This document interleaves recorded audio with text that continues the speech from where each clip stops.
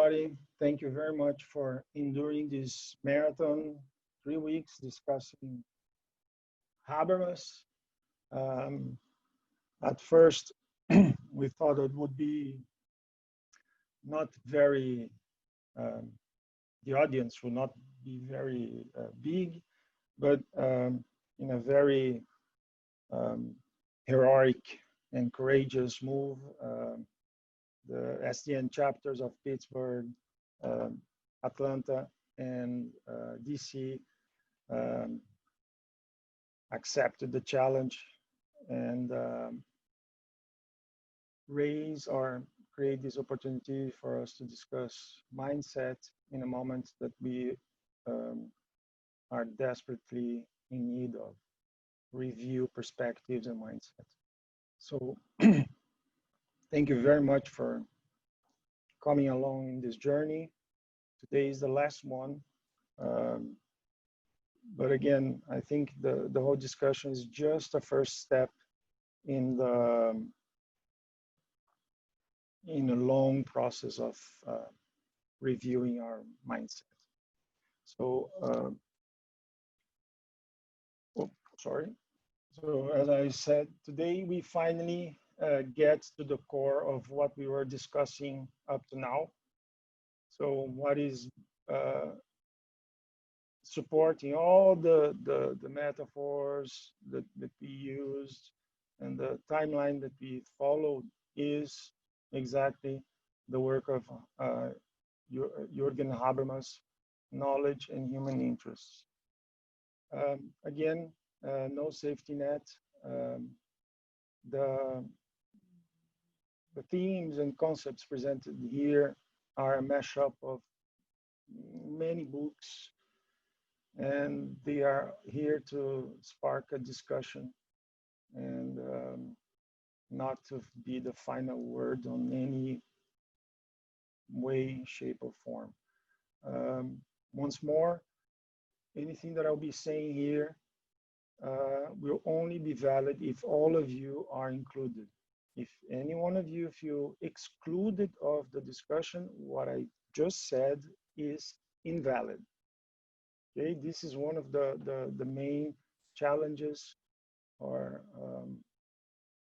tasks of postmodernity, is to be inclusive. Like whatever explanation you have or you create, working on about reality and the world around us will only be valid if everybody is included in the narrative. Okay. Just a little recap. We talk about mindset. Why mindset? Because this is the process of filtration that we acquire information around us. So until we explicitly know our mindset, we are not able to know anything else. So to be aware of your biases and what brought you here is the first step towards understanding anything else, right?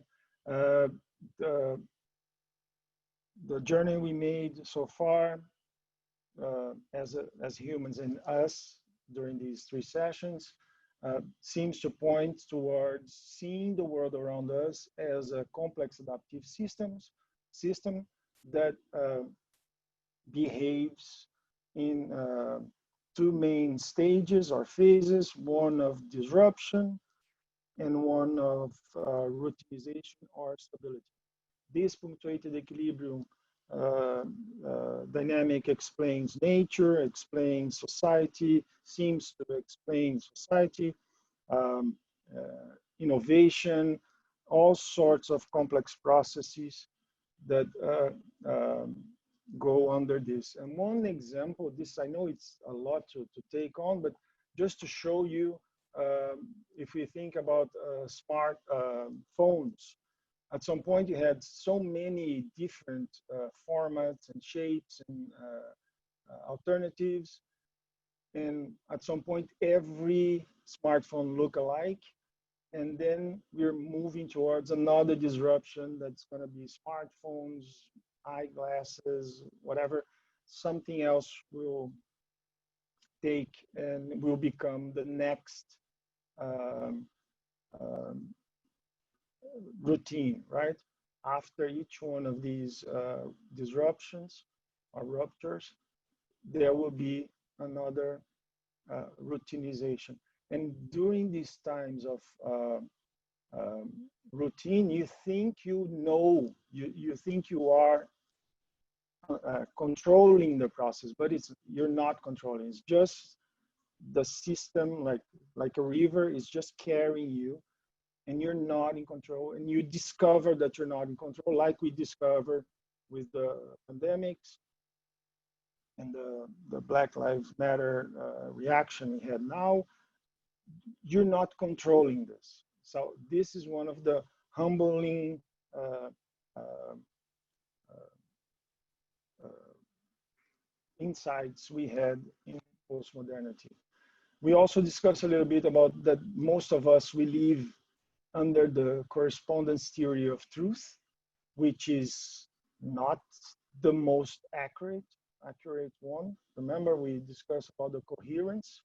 So the correspondence of truth is just whatever I see around me that fits to what I have in my mind, I think it's true, right? I'm not moving, the sun is moving around me. So the earth is steady, static, and it's the sun that rotates around me, okay? So it takes an effort to go from the correspondence theory of truth to the coherence, which needs that many data points be coherent in order for you to consider something as true. We also saw that these paradigms actually influence uh, uh, our lives, so they are not very clearly cut. So we had the first 12,000 years to develop this concept of truth that is eternal, beyond us, always valid. Then we moved in around 1400 to the concept of truth that we decide, right? Peer review, the science, the whole thing that we decide what is truth.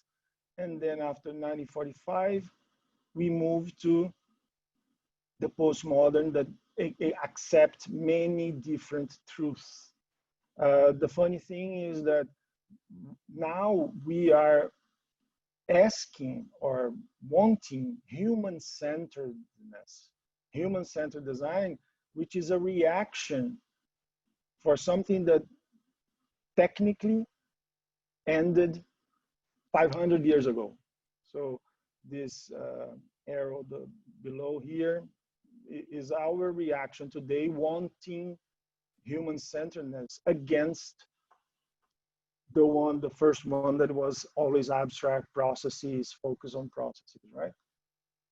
And this is the postmodern perspective. What we understand that all these types of truths, they are nothing more than personal truth.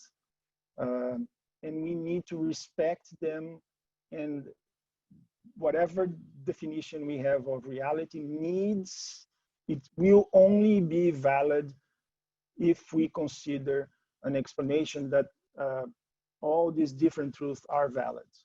And one thing that is interesting to highlight, that if you look back, all these major human minds, from Einstein to Picasso to Buddha to Christ, name it, they were always they start always as an outlier. So the postmodernity pays a lot of attention, or as much attention that we pay for the average, to the whole, the bulk, we pay respect and highlight the outliers. Okay, this is one of interesting. So I asked you last meeting just to check if you have a coherence or correspondence theory of truth about why is the sky dark at night. Um, it's not related to the sun, right? It's because the universe is expanding. This is one of the explanations we have. And actually the sky is dark because of the Big Bang. It would be one of the main um, proofs that the universe is expanding, that the Big Bang occurred. And so it's interesting. We hear a lot about the Big Bang, and you think that there's nothing to do with me, but no, there is at least from this stream of research, um, the, the fact that the night is dark, the sky is dark at night, is a proof of the Big Bang. Which, when I discovered this, I was in awe for like a year. Reflection so far. I don't know if we had some.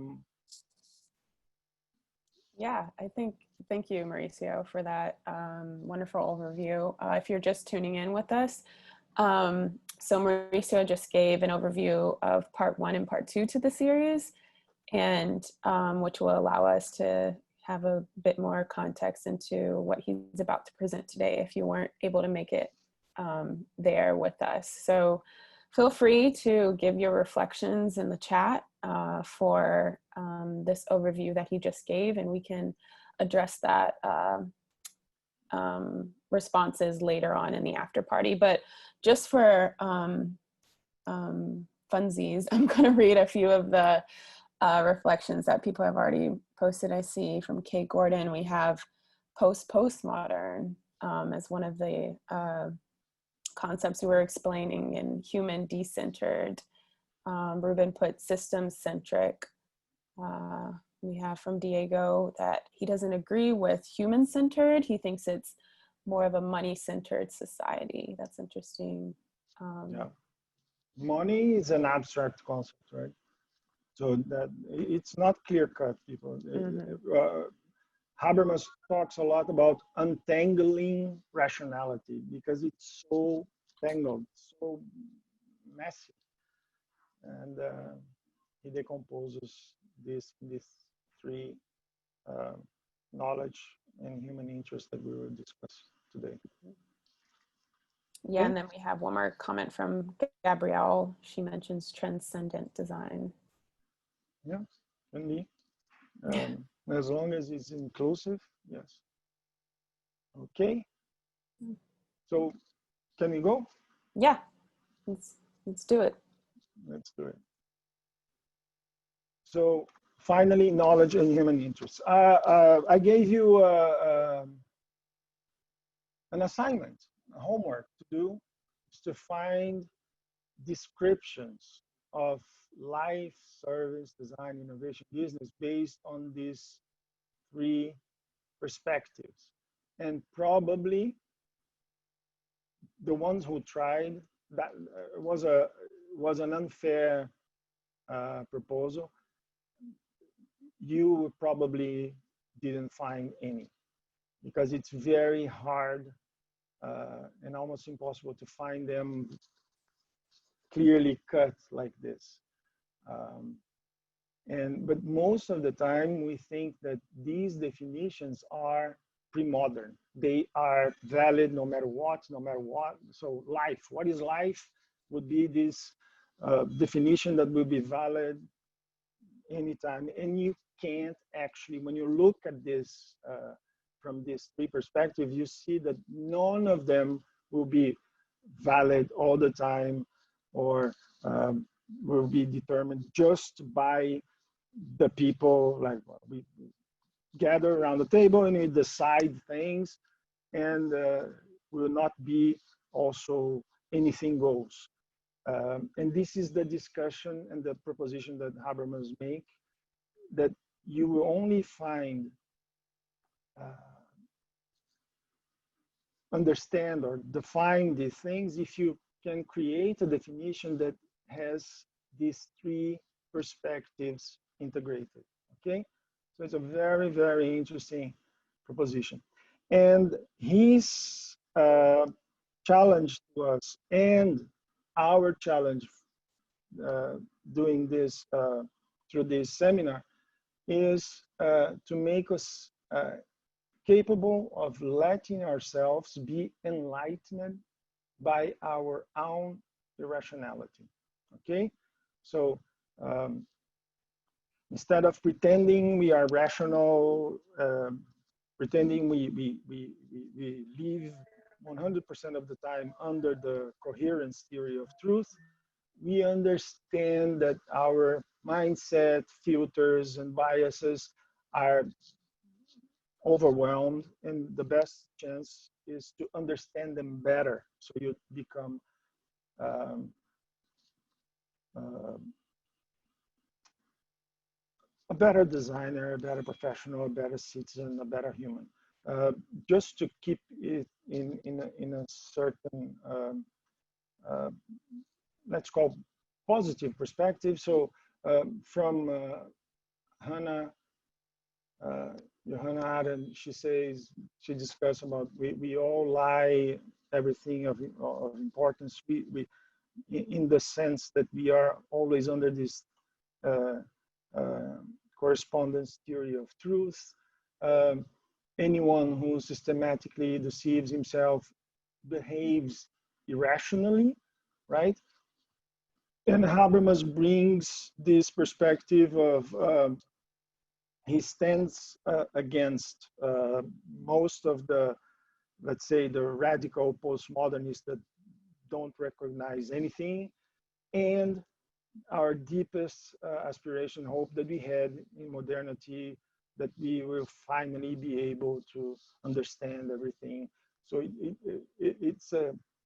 um, um, it's a positive perspective, not the perfect. It's not heaven. It's not the, but it's a very realistic perspective. So what are these human interests?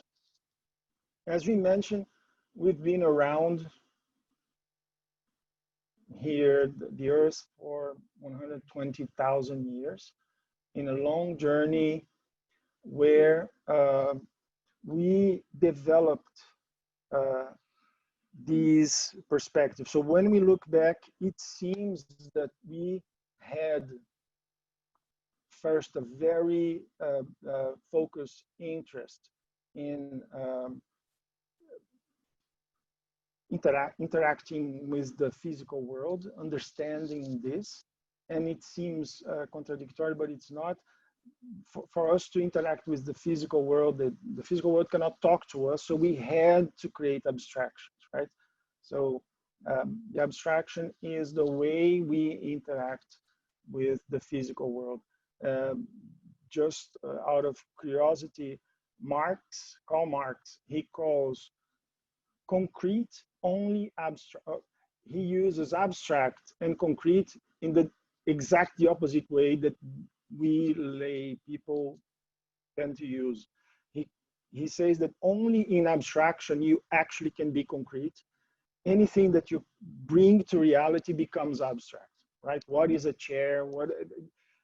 Only in abstraction you can say one. Number one exists only in abstraction. This perfect unity, that one single thing, it's only in abstraction. So it took us 12,000 years, more or less, to develop this perspective of truth. First, we thought that everything would be possible to find this truth that will be only valid. Took us a while, right? 11,000, more than 11,000 years, if you consider like how this ramping up. Then, based on this structure that we created for this abstraction, this truth, the abstract truth, we developed the interactions in the social world. So sorry, here our goal was to interact with the physical world. Second, we started to understand how to interact with the social world within the social world, right? It's not that we never interact in the social world. these streams of interest were always there. We just started to focus more on one, and finally we start to understand better the inner world, the personal world of each one of us, and discover how amazing. So we had success in each one of these successes in each one of these stages. But it's a long, long process, right? 12,000 years at least that we have a kind of clearer records. And in his untangling, uh, he proposes that in order for us to reach an understanding between individuals, when I present something to you, I have to present these three types of, I have to cater to these three human interests. I have to tell you part of whatever I will try to convince you or communicate with you. I have to give objective matters, right? So we are here in Savannah, so it locates you in a physical instance. I have to comply to social normative rules. I cannot offend you. I need to know how to navigate society, right? And then the postmodern would be the evaluative. I have to create some identity into what I'm saying, so you know you're talking to me and not to anyone else, right? So I need these three elements. We need these three elements to talk and actually create action. So his theory is based on theory of communicative action. How do we act based on communication? It's a life-changing literature. And in terms of this, so he sees reality as composed of several pieces that are, some of these pieces are social reality, some are physical, and some are individual. So in order for me to understand reality, I need to combine these three elements in several data points, let's call it like this. Okay, so far so good. Questions, Yeah, reflections? an interesting perspective and way of gathering how we understand each other whenever we have different realities, different abstractions of how the world is put together. So I'm wondering if, as an initial question, maybe we can start to think of in ways that we as humans or organizations have done that already in regards to understanding a group of people in pertaining to trying to satisfy a specific need or design for a specific problem. Yes. So we have, let's say, the scientific management was a very, so in a coherence theory of truth, they are clearly wrong, right? You see that, oh my God, they thought it was possible to create abstract processes for everything. But from their correspondence, they and Taylor was one of the first. They create most of the structure that we built several organizations on top, right? The process. And it's a very interesting discussion, because then you start discussing about organizations, and you see that there are many organizations that are still very much under this correspondence theory of truth, thinking that there are the truth is this abstract thing that will be applied to anyone. There's a process that needs to be followed, and they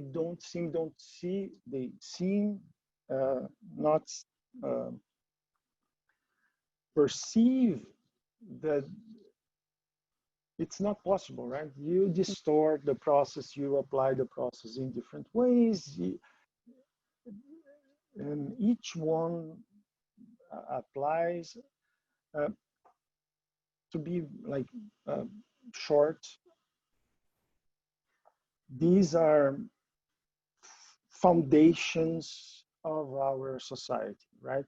Especially, as I said, Western, and absolutely everything around you, you can decompose into these three elements. Absolutely.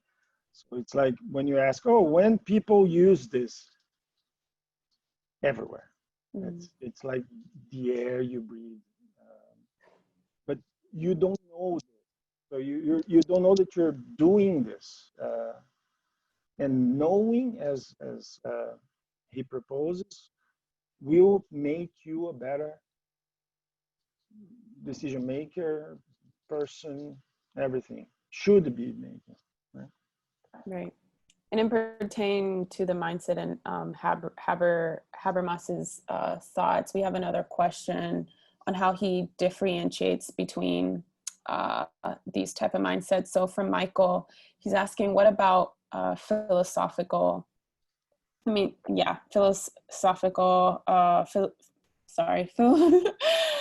Solidical. I feel like there is a difference between rational language and intuition. I mean, if you have it, the we and I, but there is both a linear logical perspective and a systems holistic intuitive perspective. Does Habermas differentiate between those?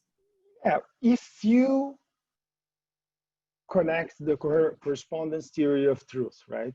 So whatever I'm seeing around me connects to whatever I have in my head. Actually, anything goes, right?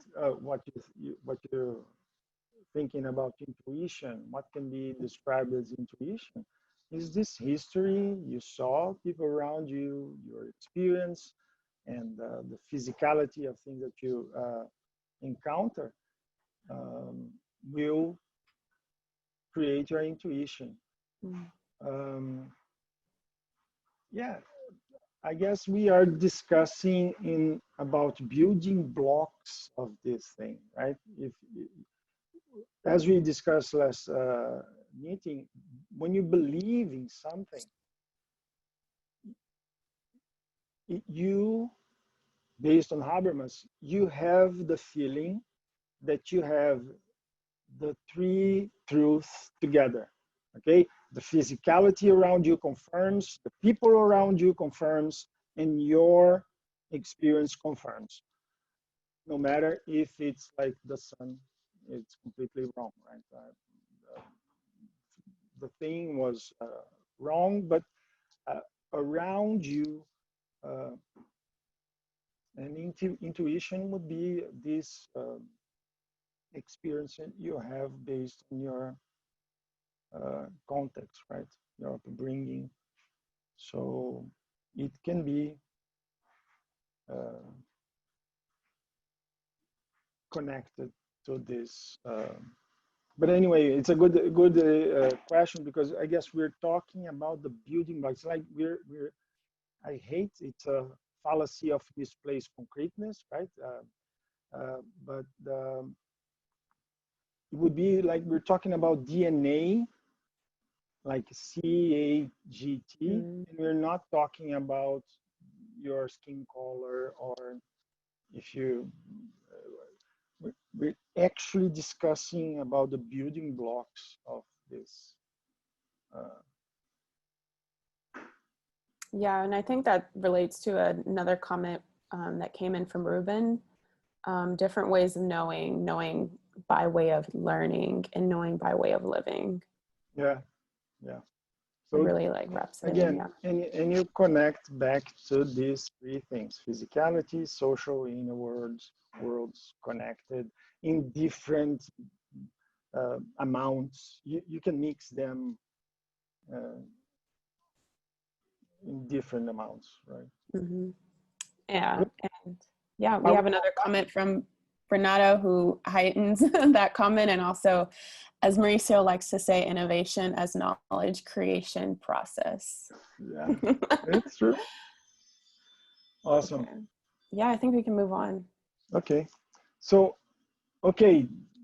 Um, so how can we apprehend a reality in a systemic way, holistic, take into account all the things, connecting everybody?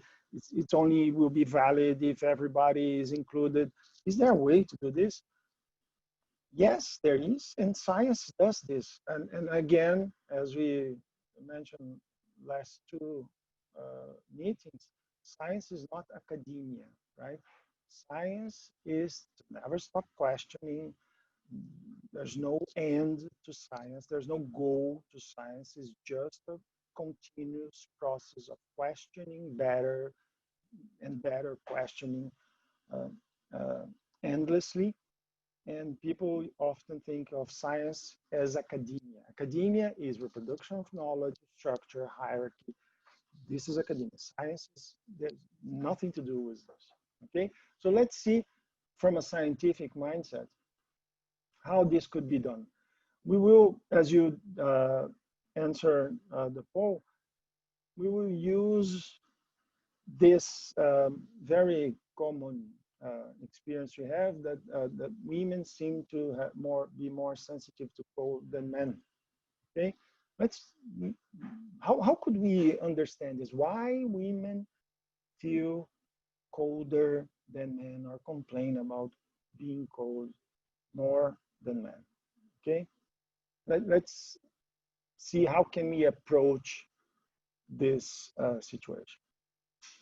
So how we would proceed based on Habermas. So Habermas would say you have to assess three types of data, three types of input. Okay, um, to be holistic, you have to gather data or try to understand the intersubjective reality, right? The inner reality of people and the objective reality, right? So to be holistic, what it means to be holistic. In Habermas terms, to be holistic, so let me introduce this is Professor Jürgen Habermas. He's 100 years old, right? No, 90. I don't know. The guy has been there forever. He um, dedicated his life to talk about the undistorted communication, how as a new topic goal, right? There's no way communication will be always distorted, but as a utopic goal, how could we get as close as possible to undistorted communication? And in doing so, he kind of untangled rationality. Okay, and he untangled rationality by proposing these three paradigms. One called instrumental, so that would give you causal explanation about things, and it's really connected to our layman concept of religion, right? Or the abstraction. Then there is a practical interest that it's focused on the understanding of meaning that we can correlate to the modern paradigm and the peer reviewing and we decide humans don't fly, but if we decide that humans will fly, they will fly. Okay, and then the emancipatory, very much connected to reflection and the outlier. I like to use the outlier metaphor just to highlight this, which are understanding the inner worlds of people. Okay, so one is, remember, was to understand and control the physical world. So these interests are focused on information that expands our power of technical control. The practical are interpretations that make possible the orientation of action within common tradition. How do you navigate society? Okay.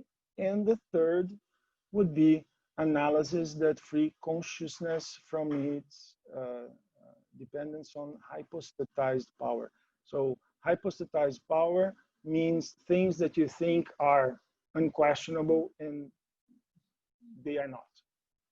Okay. So he untangles rationality into these three buckets, and they have a very clear connection to especially research and design research for sure. Breaking down a little bit, so the technical, we call instrumental, practical, emancipatory. The technical gave us the positivistic science, okay? The practical gave us the historical science, hermeneutic methods, and then the emancipatory gave us the critical social science. So these, and it's interesting because he says you cannot understand reality just using one of these schools, right? In order for you to understand reality, you have to have the three, any reality. And just to give you a sense of how he untangles, he says that the world around us, the universe, has this anything is possible, right? All views, all people, we live in the world with people with many beliefs,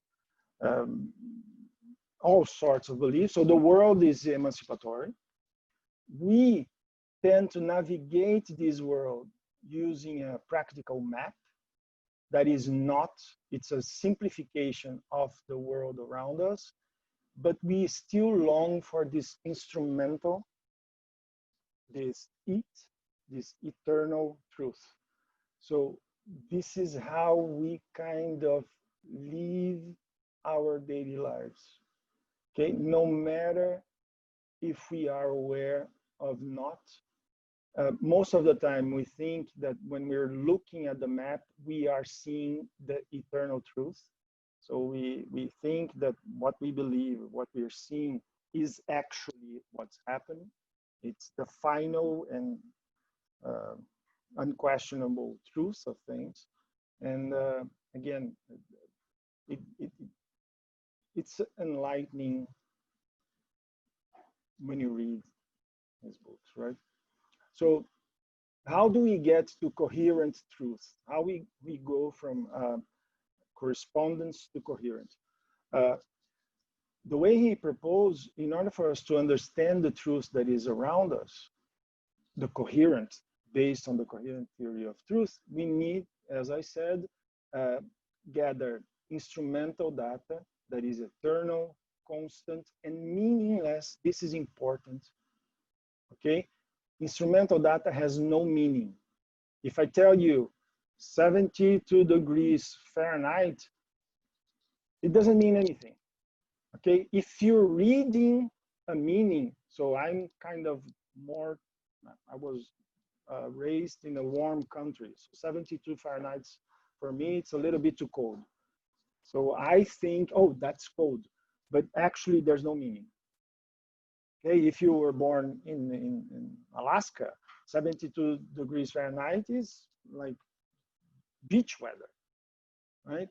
And these type of data that you would collect in a context, they're based on valid technical rules. So if you violate, it will be wrong. So if I ask Kelly, please measure the temperature in your room, and she tells me, oh, it's 300 degrees Fahrenheit, I can't tell her, no, you're wrong, otherwise you would be dead. No, it's not 300 degrees. No, but I feel like it's 300 degrees Fahrenheit. Ah, okay, but you're wrong. Measure the temperature in a way that is correct. It cannot be 300. So there is a technical violation, right? the practical data is, so this would be eternal, right? Once she measured the temperature of the room is 72 degrees Fahrenheit, is 72 degrees if the thermometer is well regulated, is working well. So it will be 72 no matter what, okay? But then I can ask her, oh, Kelly, but do you feel comfortable? She might say, yeah, today I feel comfortable, but it doesn't mean that's the thing that is volatile, right? Doesn't mean that tomorrow, given the same measurement of temperature, she would still be comfortable. Maybe tomorrow she'll feel cold, okay? So the main difference between these two types of data is one is eternal, constant, and meaningless, right? The practical data is the sense of ordinary, because you want to know the society, right? You want to know a lot of people. You're not asking to one specific person. It's a common thing, okay? And it's volatile and meaningful. So if she says that she's cold today, it means something. And it's based on social rules. So there's no technical violation. If she tells me, oh, it's 300, I feel like 300 degrees Fahrenheit, there's a meaning. She's not wrong, right? I know that technically that would kill her, but there is a meaning there. And then the emancipatory will be critical, diverse, and these will be the outliers, right? Source of new rules, and probably invalidates the previous one or question the previous one.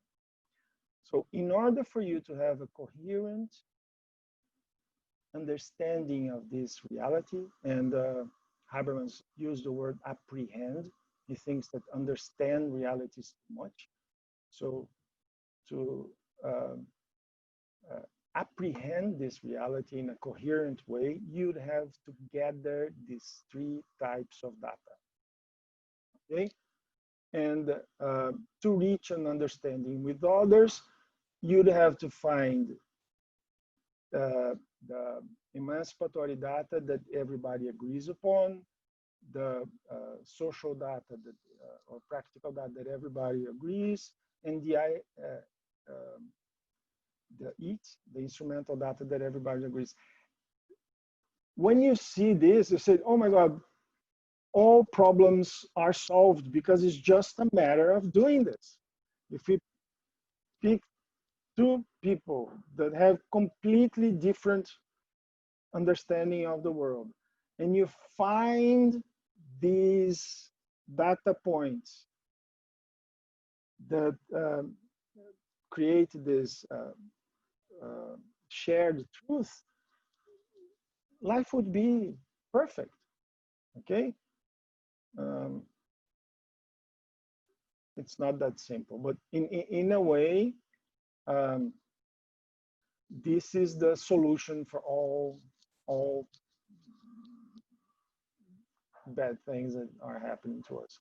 So this is what would be meaning to have an holistic understanding of a situation. Have these three types of data. And one thing, I don't know if you noticed this, it doesn't make a difference between quali and quant. In a way, there's no way for you to understand nothing from his perspective based only on quali research, and you will not understand anything based on only on quant research. You have to have practical, instrumental, and emancipatory together. So between researchers that are used to work with the Habermasian inquiry, form of inquiry, we don't talk about quali-quant. We talk about these 3 points, data points, okay? And you think, but there's nothing to do with service design. No, there is. Like, if you read the book this is sort of design, in the research part, written by someone called Mauricio Mañez, you will see Jürgen Habermas describe a way. So said, no, how are you talking about? This is not applicable. No, it's there. And just to, this was a metaphor that one of my students created, and I thought it was so cute that I decided to keep. So she says that it's a research will be like slicing, taking a slice of a pie of reality, and pie would be practical, instrumental, emancipatory, right? You would gather data that is socially constructed, you get data that is given by nature, and you get different types of data. And it matches the main research traditions in terms of philosophical, sociological, empirical, and the main category methods. So in a way, it boils everything down to these three types of data.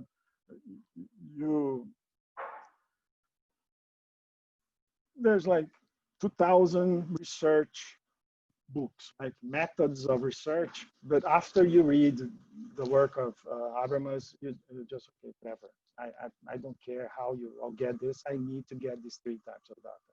And they are very, they have a very precise definition that you can't, whatever you do, that you collect these three types of data is your research method. It's very freeing in a way that you don't need to follow this abstract process of gathering your method of research. Okay. Questions so far? Are we on time? Yeah, I think we're doing pretty great on time, actually. So keep it up, Mauricio. I think it's interesting to consider this type of understanding of these different data sets on, I guess, how we perceive data. And especially in regards to power and people in power, because we see this a lot within our world today, at least also within this country at the moment, how some people might use their stance and their power to make subjective data seem like objective reality. Yeah. Yeah. When it's not, clearly not. And they use that power to influence and I guess construe reality. The thing, Kelly, when you, after you know the work from Habermas, you read some, let's say, government, how do we call this? Government officials. And you can clearly see that the king is naked, right? The person might not even know what he's talking about, but it's like correspondence theory of truth. And he thinks that the practical data that he has, because he heard someone saying that, or people around said that whatever medicine works, he thinks that he has the instrumental, practical, emancipatory data all together. So it's irrational, but this framework gives you a way to stop what's happening clearly. So now, show me instrumental data. So you didn't show me any instrumental data. Like, hey, no, you're telling me just practical one. And so it's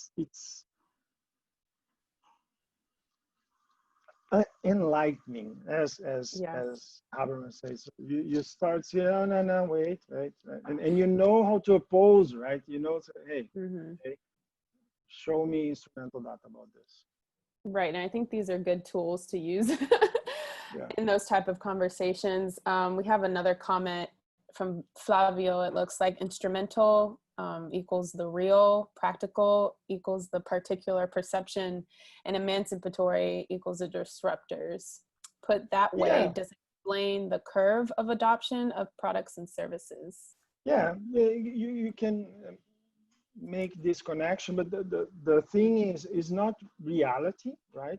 Instrumental is something that no matter who measures will find the same thing. So if I ask 100 people to come to my room here and measure the temperature, everybody will have to come back with the same answer.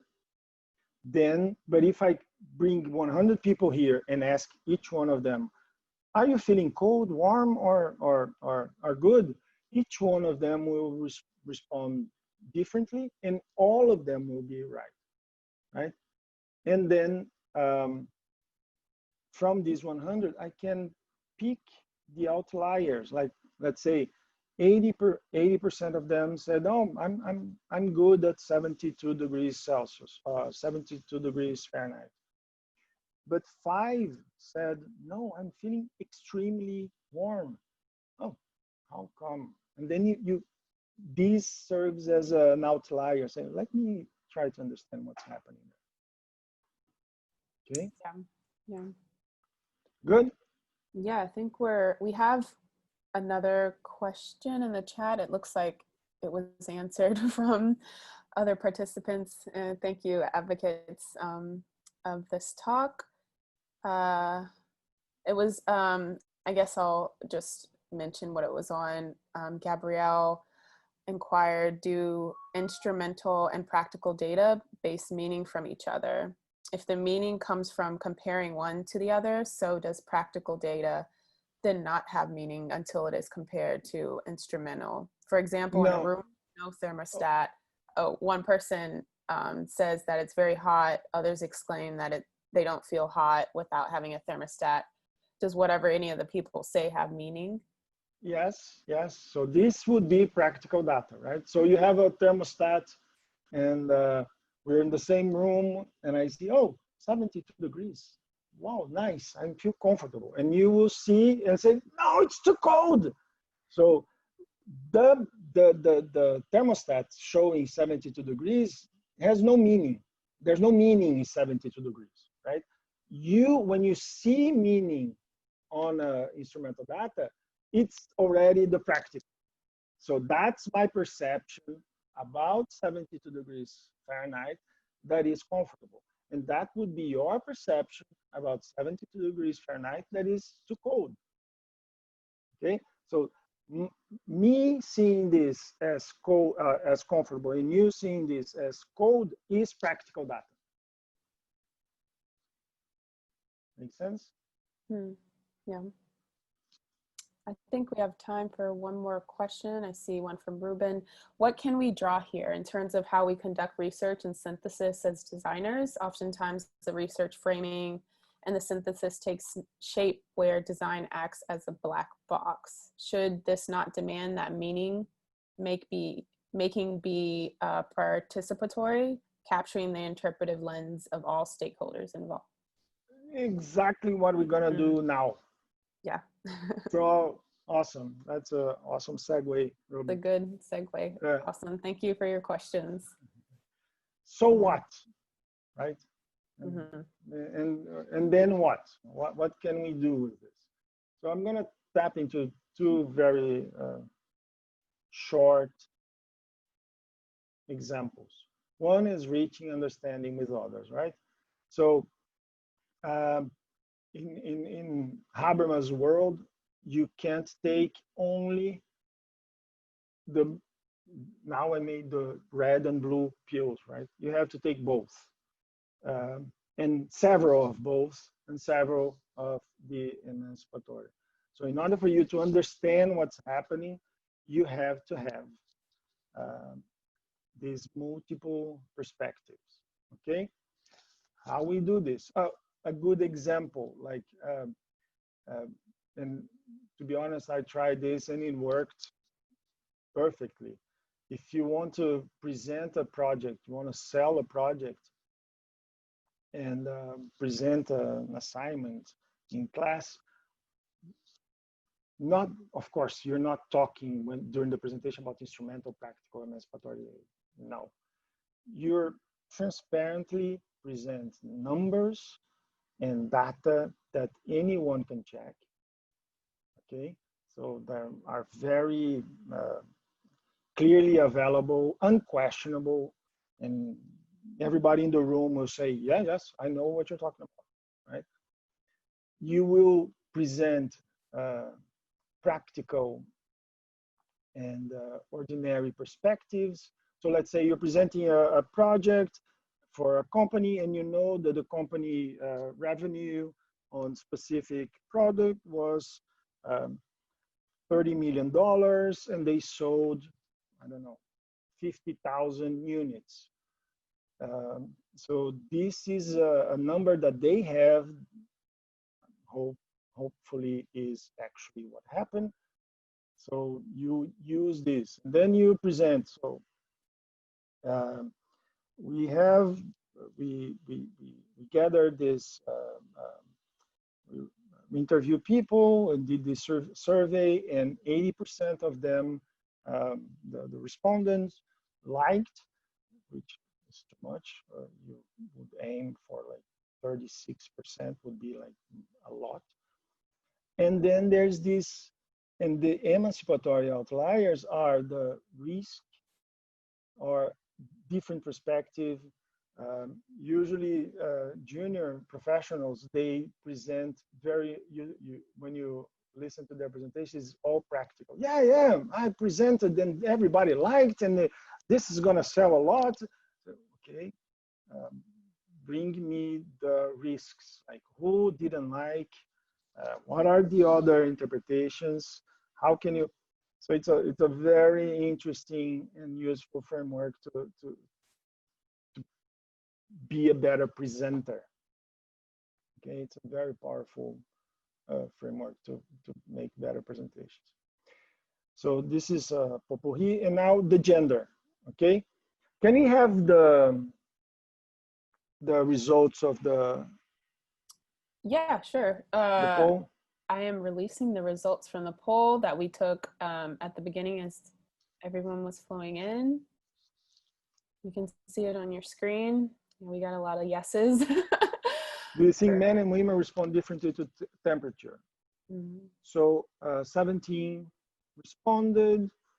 Okay, so 17, 15 said yes, 2 said no, due to biological differences. So 6 out of 17, right? Almost half, yeah. Yeah. No, it's 35%. Oh. So yeah. So said biological, 7 because they have this experience, right? Personal accounts. All of the above. So if we put these two together, biological differences and personal experience and all of the above. So only 2 said no. None of the things above. And nobody think, no, okay, all the above. So 5 said societal influence. Okay, we're good. But why they respond differently, people? Based on your account here is biological difference. Second place, first place, because of your experience. You saw this, I saw, and they react differently. The second one would be biological difference.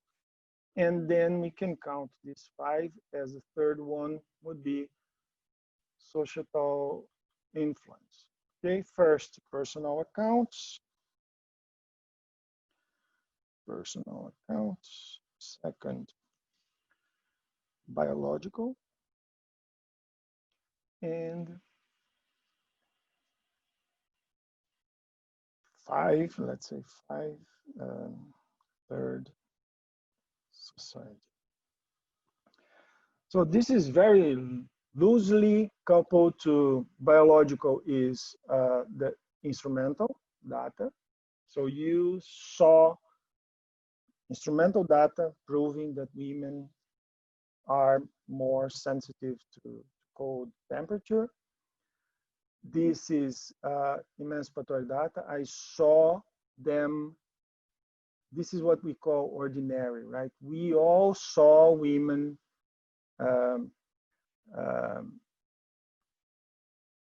we all saw women reacting more to low temperature.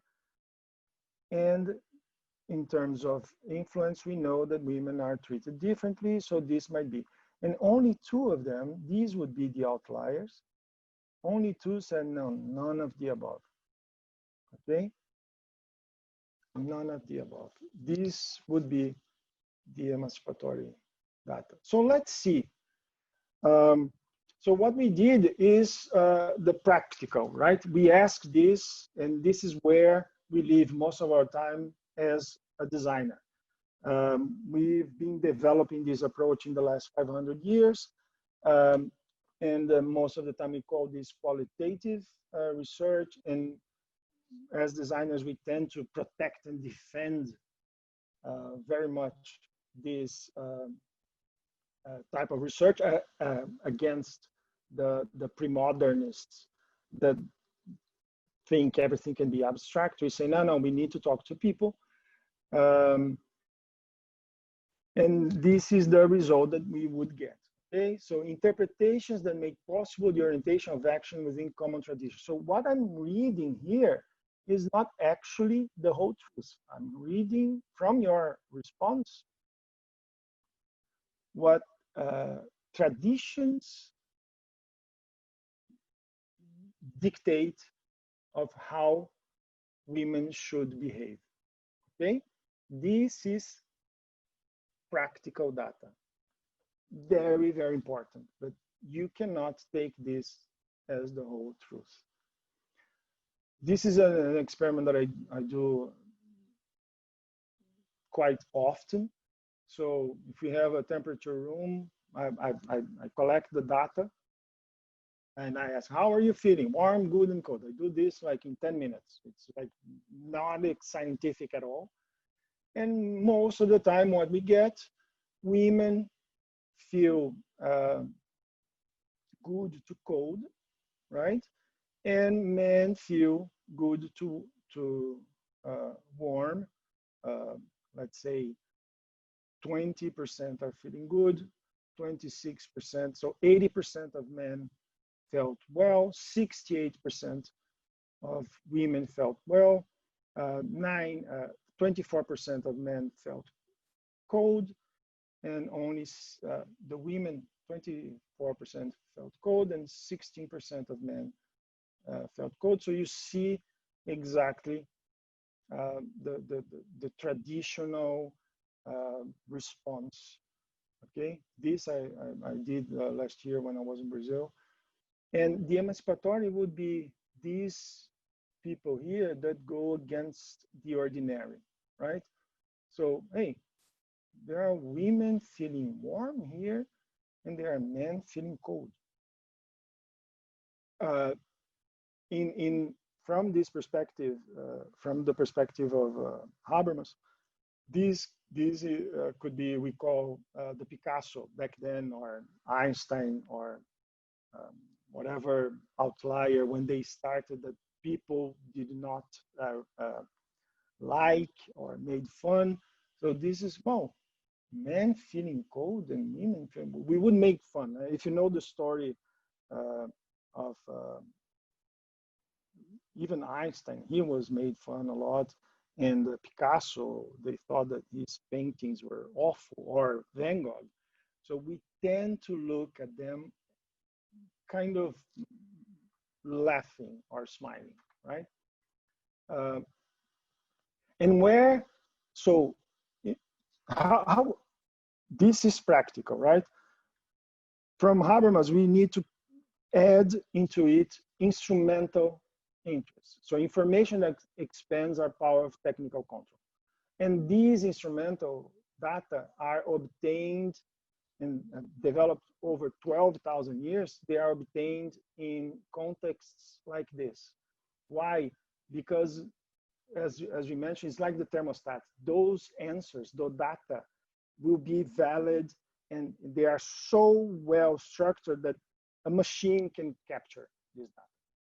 Okay, so it doesn't need to be a machine, but the process needs to be really straight and repeatable to collect this data. How do you do this? They are the cold presser experiment. It's an experiment that people put their hands on a cold water, 1 degree Celsius or to 7 degrees Celsius, and they have to stay for a while. It's very, very structured. Everybody does the same, and it was understood. We'll see later. It was considered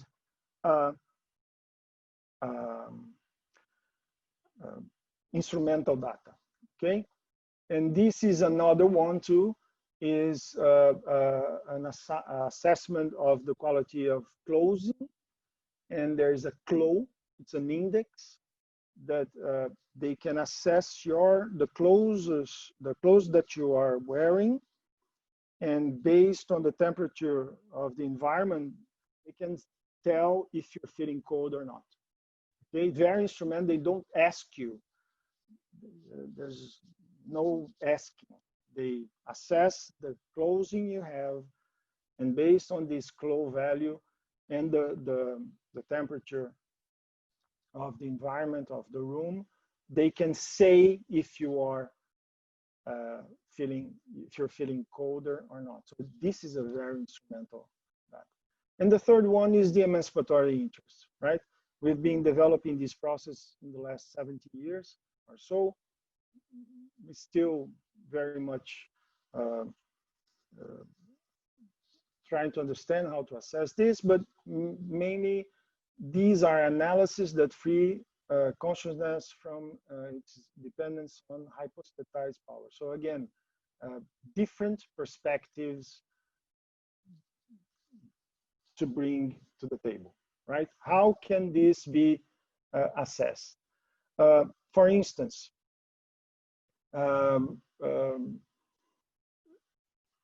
there are research that say that we perceive that women tend to complain more about the temperature because we perceive them as source of solicitude, consolation. So to be in that tradition,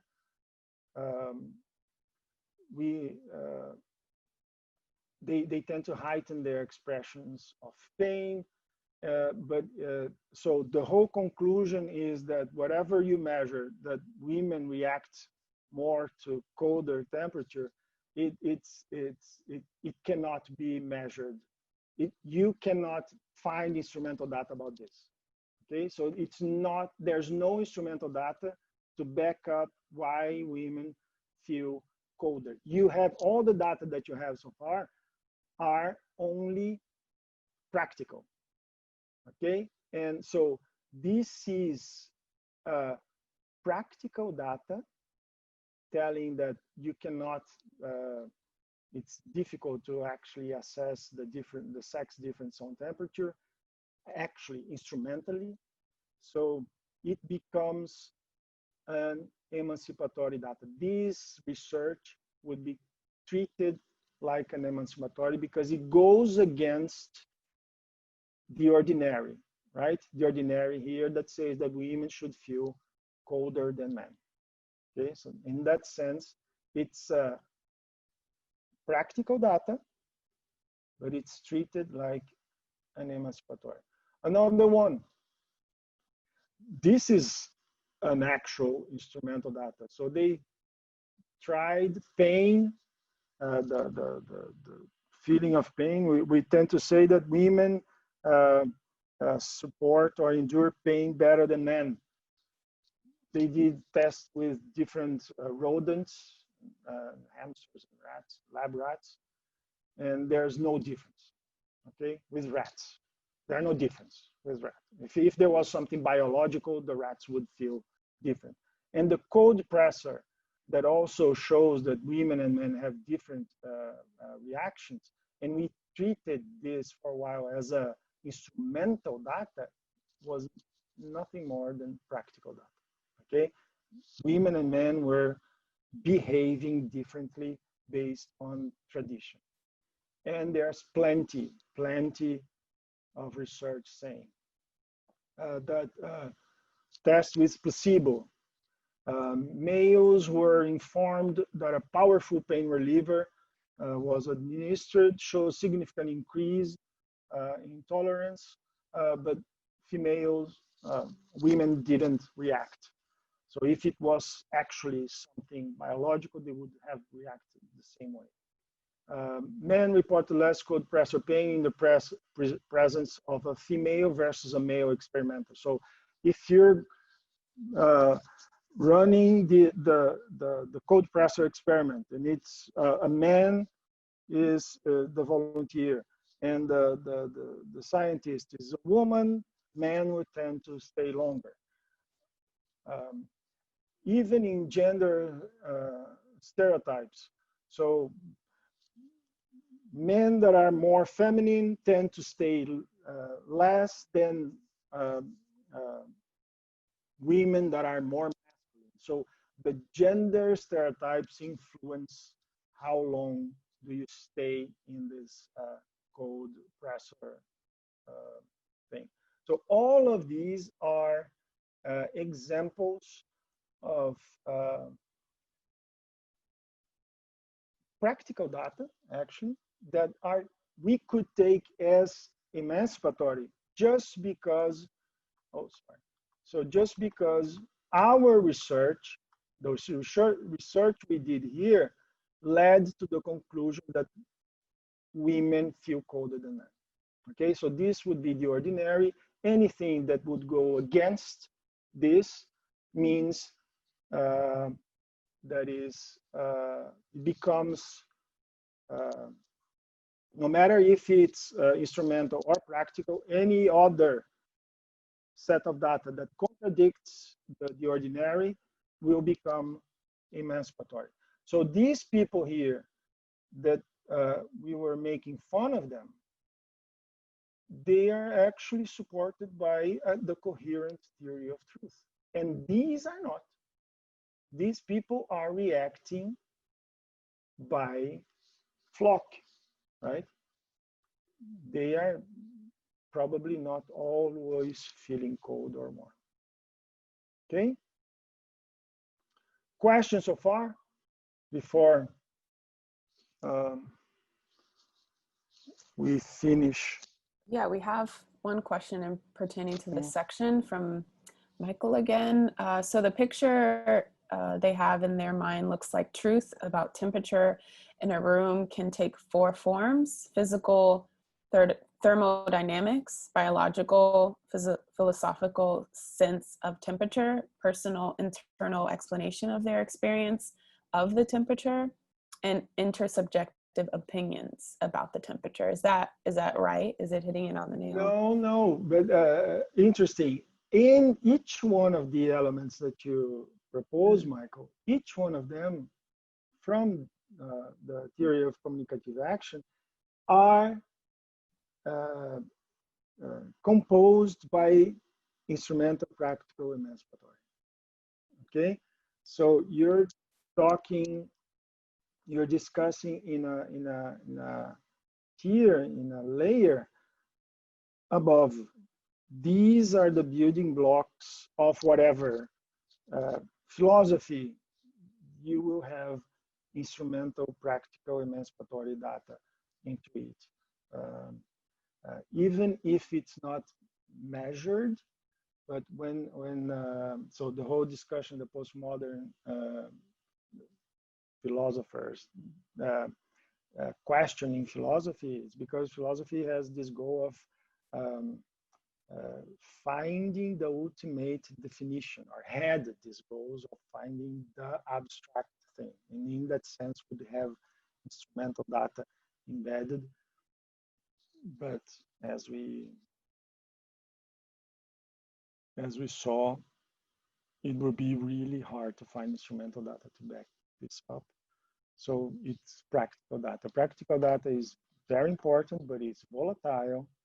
So I like very much the definition of philosophy as housekeeping, right? Philosophy is not something that ends, it's housekeeping. You clean the house every day. This is philosophy. Philosophy is not going anywhere, like helping us reflecting better, but not finding the final definition for anything, because philosophy cannot tackle into instrumental data very well. Yeah, I think the mindset is a good point of framing it, and it has a lot of great parallels when in referencing back to, I think, power and privilege, how this study made it seem like women can sustain more pain than men, which I think they can in reality, but just, it shows truth in our design processes as well, how we need to consider other data sets beyond what we're just presented, and solutions that seem like they're satisfying and that might satisfy a particular problem, like e-cigarettes, for example, but in the end, it just causes a larger problem. Getting to like children, making it more sleek and seamless, and you don't smell for people who smoke, but on the other hand, it's more accessible to minors. But perfect example, Ken. Really perfect example. I remember when they discuss about e-cigarettes, or my preferred example is wine. One day I read that I love wine. One day I read that wine keeps you healthy and makes you live longer. I didn't need anything else. Okay. Oh my God, this is perfect. And it was actually a made up research by researchers in Cologne, in Cologne, Germany. They faked the whole thing. Oh, wow. And their goal, they were journalists actually. And they said, let's see how many journals or newspapers will actually call us to check. And they made a documentary by the phone, waiting people to call them. Nobody called, because they read that this research institute, fake research institute, proved that Heros, Viratrol, whatever, made people live longer. And we went for it. Like we discussed in class, right? When we saw that we had these results that women could stand pain longer, we just went for it, right? Oh yeah, in the late 60s. Oh yeah, that's why we can beat them. They can have double journeys because they don't feel the pain. Like we eagerly adopted this result without question. Okay, so this is one of the things that Habermas said, you cannot not take into account the outliers. If you don't do this, that's not a research. Okay, people get killed because you're not considering the Picassos and Van Goghs on the thing. Okay, especially so what's going on today, and he's very, very straight into this.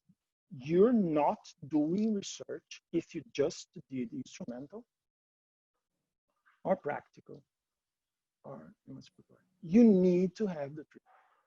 Otherwise, you're not doing anything.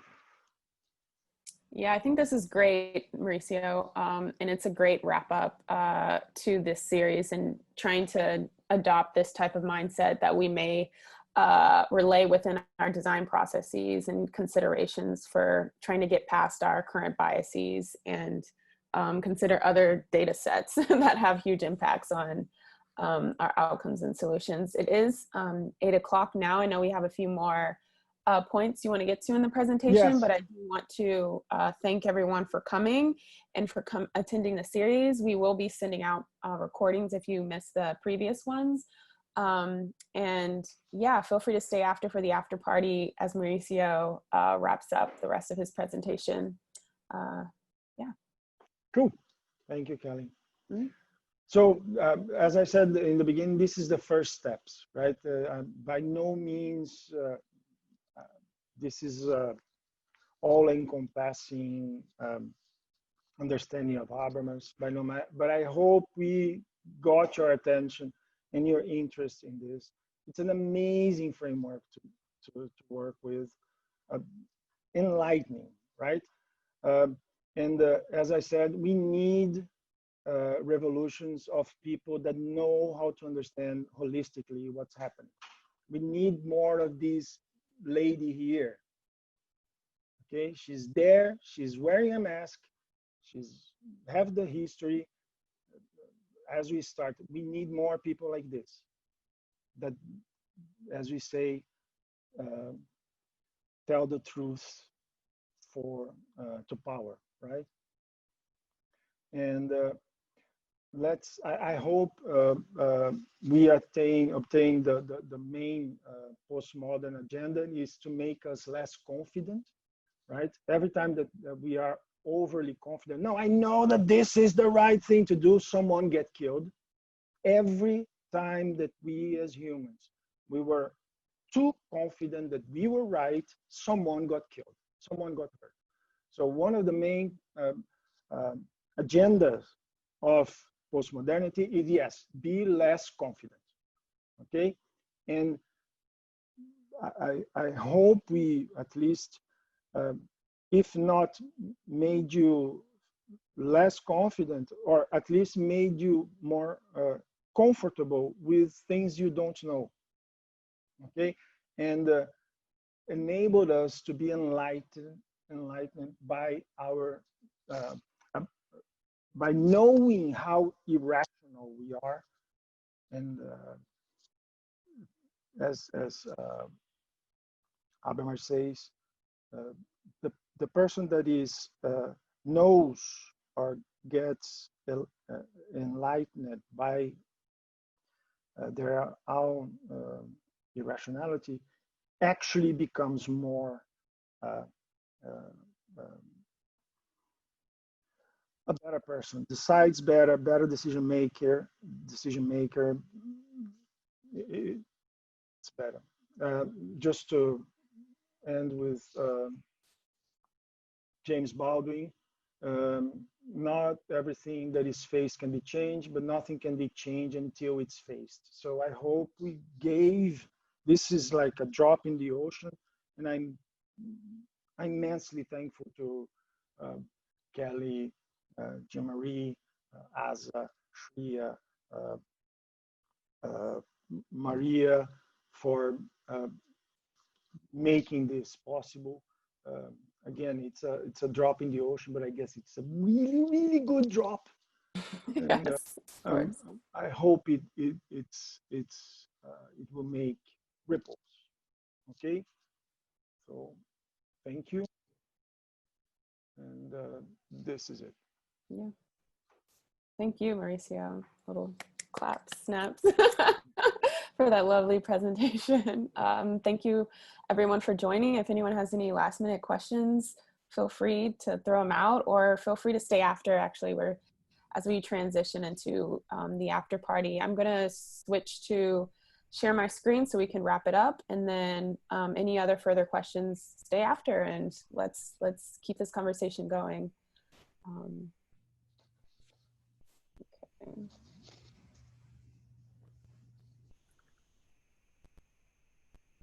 Okay, so again, thank you, Mauricio, for that. Thank you. Thank you all for attending. We want this, the learnings that Mauricio was able to lend, and this postmodernity, places of truth, knowledge and human interests, topic areas, to be able to resonate with you and be used as a stimulus for change. And we have an upcoming event for the Pittsburgh meetup. It's a virtual event, free to all to join. Feel free to register at the link provided. I sent it a few chats back. If you'd like to join, it'll be happening in a few weeks actually, but more details are on the page. It will be an opportunity for you to leverage the service design mindset that Mauricio has explained, and begin to be an ally for justice. So looking forward to that. And we love your feedback. I'll actually be sending a link in the chat as well, or feel free to screenshot this and do it whenever you have time, so we can make more events like this even greater. And thank you. Yeah. Thank you all for coming. Feel free to stay after for the after party. We're looking forward to it.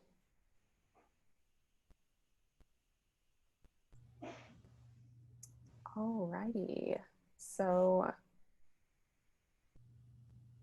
feel free to turn your cameras on, mics on, and let's have this conversation. Mauricio, would you like to start us off? Yeah, we had, we could discuss more precisely how this impacts design and service design and design research and our work as designers, our understanding what design is about, right? If we move from a perspective that a postmodern perspective of design is not anymore of solving a problem, but evolving through this holistic understanding of reality, adapting, and you're not under control. If you need to be under control, you will only work under stasis when when the system is on stasis. So you're not controlling. You think you're controlling the process, but the process is so it's more realistic, more holistic to say no. I will evolve this based on what I'm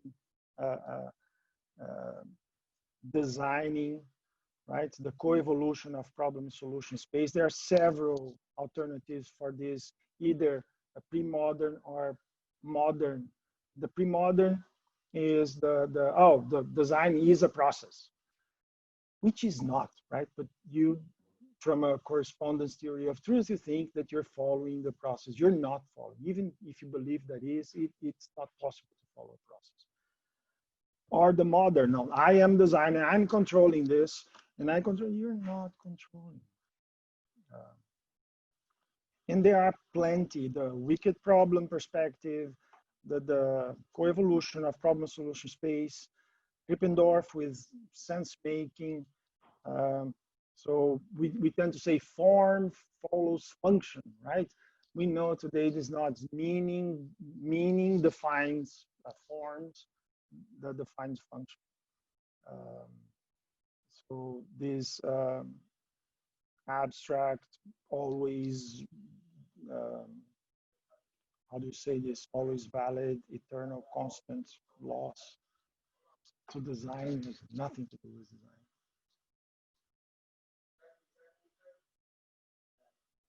Does anyone want to go off mute and ask Mauricio a question? Hello, Mauricio. Do you remember Hello, me? Renato. Yes. Grande nobre. As you know, I'm very fond of you, man. Your study, the way you explain things and connect. I remember your last visit here in Brazil when you talk about Habermas and trying to connect and to enlighten us with your knowledge. Based on your last explanation about forms and functions, right? It comes to me, we try to find casuality in terms of things, try to match things that sometimes is not related to each other. Yeah, But thinking about Edgar Morin point of view about complexity, there sometimes the consequences uh, affects the cause and vice yes, versa. yes, And yeah. so that's I would like to know from your experience and from your thoughts and reading, how have you thought about complexity with your complex thought Yeah. related to the design process itself? No, that's a awesome question, Nobri. The when you define design, for instance, as a coevolution of problem solution space, of course, you design the world design you back, and you're co-evolving through time, right? So, yes, it's. I think it can't be clearer, right? Unless you have a very pre-modern mindset, and you think that you are controlling, you found the kernel and the core of the process, and you're following this process uh, to the point that you're not seeing that you're adapting and adjusting all the time and tweaking and kind of going through this core evolution, right? Only in under a correspondence theory of truth, you would believe that following a process you would be designing, right? Yeah, because I remember from your thesis about the coevolution of Kierkegaard, right? And The, then when you mention about the stasis, so it's a temporary stage of something that will work. So the problem and solution fit works for some period of time, and after that, it's going to evolve into a new dynamic because you changed the context of the innovation, for instance, yeah, and then you have to search from the problem solution fit again, right? So yeah, there is no yeah. design process, right? There's no end point, right? The main metaphor of premodern uh, pre premodern was the path, right? The righteous path, the path to heaven. There is a teleological way. The main metaphor of the modern era was the cybernetics, the cybernet, the steerman, right? I'm controlling the ship, and the ship will go wherever I want to go, right? And the main metaphor for the postmodernity is this punctuated equilibrium. Like when you think, um, when you have the feeling that you're controlling, when you know the routine, and Schumpeter, um, talking about innovation, described this in 1927, right? When you know the routine, I know how to do this, it's too late. Okay? Whenever all the smartphones look alike, it's gone. Ah, we know how to do a smartphone. Everybody knows how to do a smartphone. Okay, it's gone. It's just a matter of, Yeah. Then Rubens said here, continuous emergent creation, be water. And then reminded me the modern world, the liquid, everything it is in a transient phase, right? So it yeah. can It's transform like the liquid world from Bauman, right? the Bauman, or I like to use the metaphor of the surfer, right? You can't control the waves, but you can be a Kelly Slater, right? You can win championship. You can make things by knowing how to surf. But there's no point of you trying to control the ocean, right? You will not control the ocean. Totally agree, my friend. Thank you very much. My pleasure. Nice to have you here. Thank you.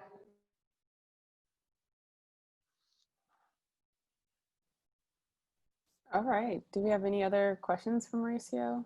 Any thoughts? Jaden, a question, Jaden.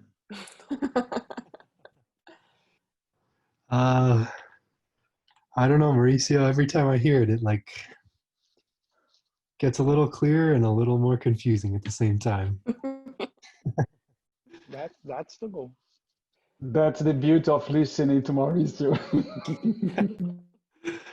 Yeah. Adam son Jones, like Adam from the book. Adam, he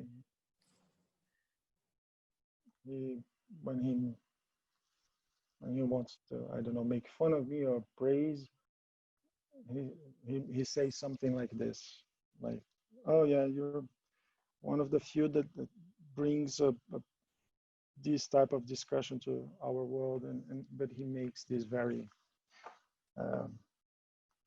lovingly. It's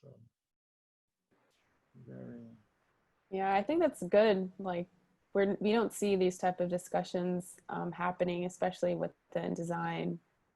So it's a nice way to shift, I guess, our perspectives and start considering these mindsets within our processes. But it's something like everything that I'm telling you is based on these amazing people like Krippendorf, Dorst, Hittel. It's a shame that we don't know the works of these people, right? Mm-hmm. How can you say that you're a designer and you didn't read these people? Like, it's unacceptable. You get. I love Mauricio getting all the articles printed in paper. Yeah, like you have this from Stotterman, awesome book from Nelson Stotterman. Then, of course, the classic. Oh, can you see? Oh my goodness, this is too. Oh, maybe here. The Science of the Artificial from Herbert Simon. How can you not read this? Or Designerly Ways of Knowing, of course, Nigel Cross.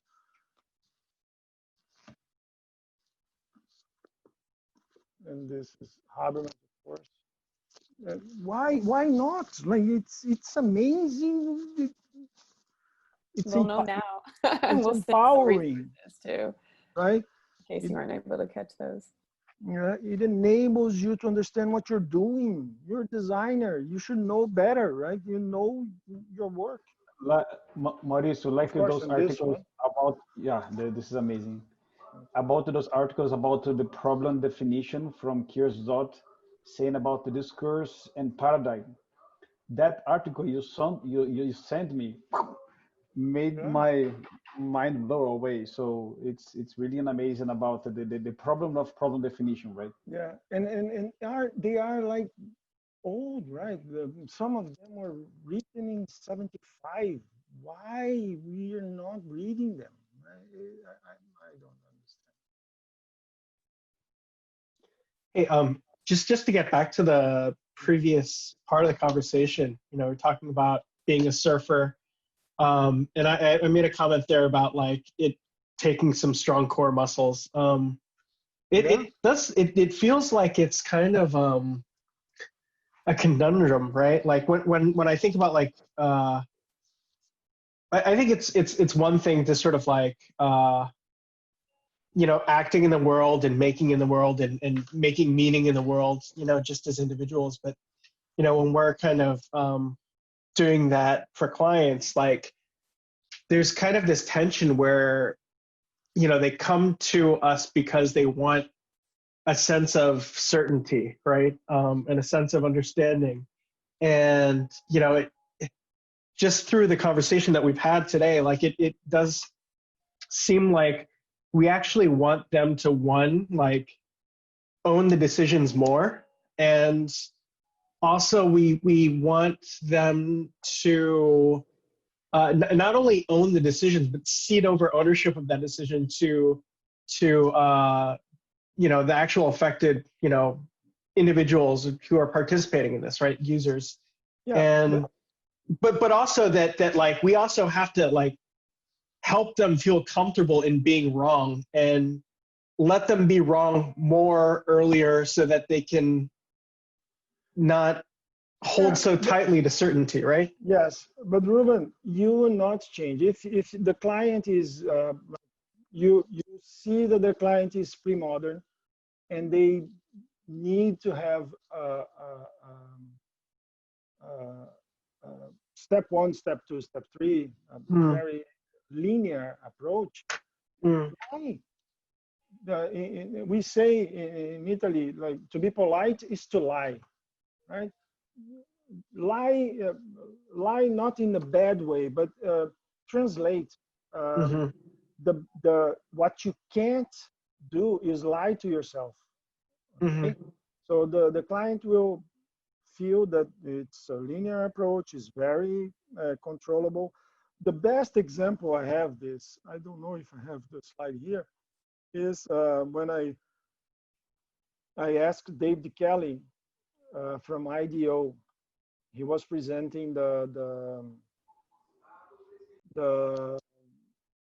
design It's thinking about the steps. lines, Mauricio. It's about the Yeah, it's line. about the line. So he was saying, step one, observe. Step two, mm, understand. And I said, David, you're in an auditorium. I said, David, there's no step-by-step process in design. mm. What you're trying to do here? He said, kindly, he's the most lovely person ever, right? Yeah, yeah. He said, no, Mauricio, we're teaching people here. The Mm-hmm, most important part here are the lines. mm-hmm, My jaw dropped. Like, mm-hmm, mm-hmm, like he's lying. He's giving the pre-modern the steps. You want the step? mm-hmm, Okay, step one, step. But I will keep those lines around here just, and the pre-modern looks and thinks that it's just for to be beautiful. right. No, it was a message. He was saying, like, okay, at first I would tell you that is a linear thing, but after a while, I'll go back to the same image. It will tell you, hey, what we actually did were the lines. We didn't follow this process. So, and it worked, okay? So Mm, calm down. And so when I say lie, I'm kind of pushing a little bit the envelope, but it's based on mm, what I learned from David Kelly, right? He mm, say cheating, mm, and I say downright. To be polite is to lie. Okay, they want a step by step. Give them a step by step, and you make sure that they go around the lines. They follow the. And if you look mm-hmm, at the illustration, I don't know if you remember. I don't have here, but they are lines connecting everything to everywhere. mm-hmm, mm-hmm, And I thought it was genius. Like, mm-hmm. my goodness. I felt in the presence of a salesman, a genius uh, uh, in sales. Okay, so it's a bit of responsibility. We're not against our clients. There's nothing bad. If you understand those three paradigms, the pre-modern in abstract, there is the past, the righteous past, it needs to be linear. The modern is the steerman, cybernetics. Okay, I'm in control, and as we mentioned, they are overlapping. So you actually need to. It's not even to sell, but to communicate, to reach an understanding with the client. Tell no, there is a linear process. I am the steerman. I'm in control. But you know that you have to enable serendipity, otherwise the project will not work. Right? When This is we one of the critics, Mauricio, I have about the double diamond process. So tend to think that the process is very linear. The process is finding the problem before. I use it on the mastering. I forgot the name of the author, but related to this, the perfect solution does not exist. We usually say the group agreed that that solution at that point of time it is enough. For instance, when we run out of resources like time, So there is Mm-hmm. no perfect solution, because when the group, and getting to point your first slide, if everybody accept this is good, that's the perfect solution for the group, for the Yeah, user, and for all those kind of things. So there is no perfect solution, because yeah. the solution, yeah, Simon defined this as satisficing, right? satisfying. Satisficing. It's sufficing and satisfactory. It's kind of a satisficing.